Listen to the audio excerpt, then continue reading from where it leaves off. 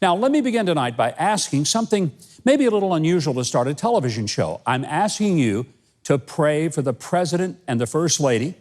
As you know, they've both been tested positive for coronavirus. The President has gone for caution to be monitored at Walter Reed.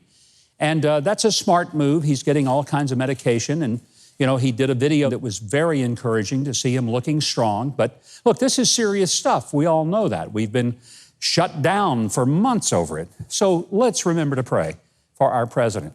And even if you don't plan to vote for him or you don't like him, you can pray for him. In fact, you should, because the Bible tells us to pray for those in authority. I hope you will. Well, the first of 3 presidential debates is over, and to be honest, I kind of feel like the kid who just got beat up on the playground, and I wasn't even on the stage this time. But here are my humble, yet always accurate observations. Can the next debate just be a Zoom call? It's less expensive, it's easier to mute, and both candidates can do it wearing a suit jacket, but shorts, and that would keep them cooler. And here's another one. Instead of a press person being the moderator, let's just let Carol Baskin do it, okay? I mean, she deals with lions and tigers all the time. Seems to me to be the right background for that job. Hey, we sure don't need to be hearing how presidential Joe Biden is. I mean, he called the sitting president a racist, a liar, a clown, and repeatedly told him to shut up. That was genteel. Now, to be fair, President Trump interrupted Joe Biden and talked over him, but that was just because the president thought he was on The View. Hey, look, Joe Biden stayed awake for the entire thing, which was about all some people thought he had to do to exceed the expectations. And he went through the whole debate and he didn't call a single person a lion, dog-faced pony soldier like he called a voter at one of his rallies. And he didn't challenge President Trump to go out behind the gym for a fist fight. And he's done that to folks who challenged him at a town hall. Now, I did think that the president truly missed an opportunity to just let Biden talk, because Biden would have hurt himself more than it was possible for the president to hurt him. And in fact, President Trump actually rescued Joe Biden from saying that he really did support the Green New Deal, which would pretty much destroy America's economy, or that he would stack the courts with more liberal judges, or adding more states like Puerto Rico and D.C. so the Democrats would get a majority in the Senate, and making us wear masks for the rest of our lives, even if we do get a COVID vaccine.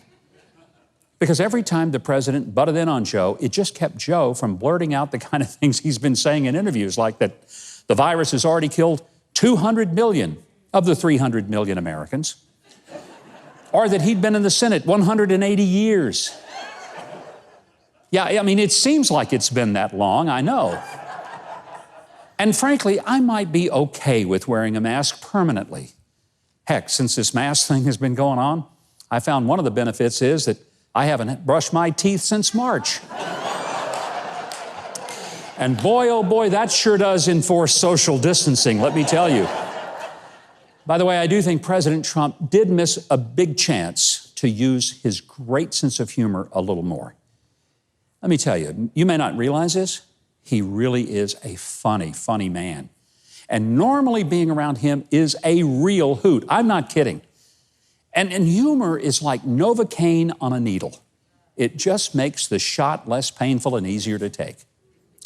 It was the kind of debate that you hoped your kids didn't watch, because you always tell them, don't call people names, always let others finish their sentences, and never speak disparagingly of old people.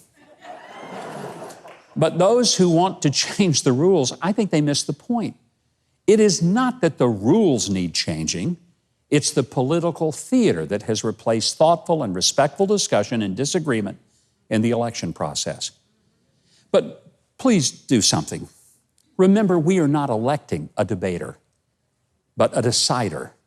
Someone who will decide whether to kill unborn babies or to save them, whether to raise your taxes or lower them, whether to ship your job to China or fight to keep it in America, whether to defend riots and defund the police or stop riots and stand for the safety of our citizens.